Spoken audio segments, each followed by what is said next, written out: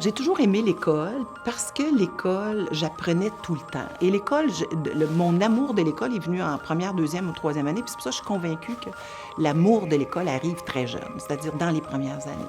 Faut être soi, faut non seulement s'accepter comme on est, mais il faut se voir comme on est, avec la dureté et la gentillesse. Moi, j'essaie de me voir comme je peux voir une autre personne. Il y a eu un postcard à un moment donné qui s'est affiché en pédiatrie. Et je pense qu'ils étaient au deuxième ou troisième affichage. En tout cas, il n'y a personne qui voulait y aller. C'était un milieu qui était un très beau milieu, mais qui avait eu des difficultés et puis qui était, comme tout milieu, des défis de gestion. Alors, et c'est mon équipe, des infirmières, mes collègues qui m'ont dit « Ah, Gertrude, pourquoi tu n'appliques pas? On te verrait là. » Et ça, si vous avez à définir un peu ma carrière, moi, je me suis fait, ça a toujours, on m'a amené. On m'a servi presque mes postes sur un plateau d'argent. Et après, bien, ça a été une suite d'événements. C'est-à-dire qu'à partir du moment où j'ai goûté au fait d'être une gestionnaire, j'ai trouvé que c'était le plus beau métier du monde. J'adorais ça. Et vous savez, probablement qu'on aurait dû m'appeler Germaine et non pas Gertrude. Et parce que les médecins venaient me voir et me disaient « Ah, oh, Germaine, on sait bien Germaine. » Puis parce que quand je décide quelque chose, il y a un petit peu de marge de manœuvre, mais pas tant que ça. Mais j'essaie toujours de le faire avec un sens.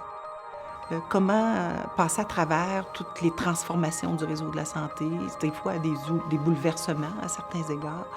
Je suis entrée, je dirais, dans la transformation, les fusions de 95, déjà armée d'outils comme gestionnaire. J'avais déjà une expérience de gestion. Et encore là, je me souviens d'un DSP que je vais nommer, qui est Dr Poirier, un être exceptionnel, qui m'avait dit Tu sais, Gertrude, il faut que tu montes. Quelque chose comme ça. Il faut que tu ailles plus loin. Il y a une phrase, je dis souvent, c'est Mère Teresa qui disait ça, mais je l'aime beaucoup parce que je trouve que ça me ressemble.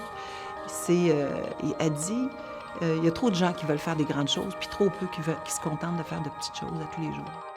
Donc, pour moi, l'expérience humaine, comme infirmière, m'a amenée à comprendre ma propre expérience humaine aussi et à la juger de façon juste. Et aujourd'hui, encore, comme PDG, je me dis toujours qu'à tous les jours, j'ai de la chance de travailler pour améliorer l'expérience humaine dans la maladie, mais aussi dans la maladie, mais pas toujours.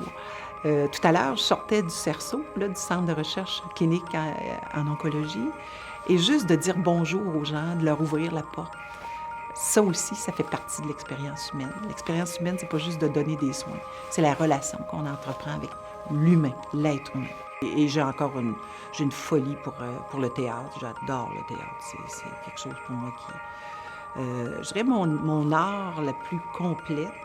Puis là, j'ai découvert ça, des fois en réfléchissant, c'est l'opéra.